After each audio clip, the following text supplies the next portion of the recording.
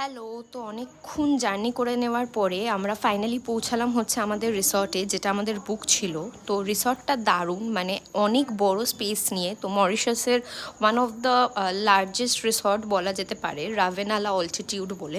খুব সুন্দর আমাদের রুমটা সাজিয়েছিল, আর হানিমুন বলে আমাদের খাটটাও সাজিয়েছিল। আর দারুণ এরিয়া, দারুণ স্পেস। আর টাইম হয়ে গেছিলো হচ্ছে তখন লাঞ্চের, কিন্তু আমাদের সেদিনকে ব্রেকফাস্ট করার ইচ্ছে ছিল, বিকজ ইচ্ছে করছিল না লাঞ্চ করতে।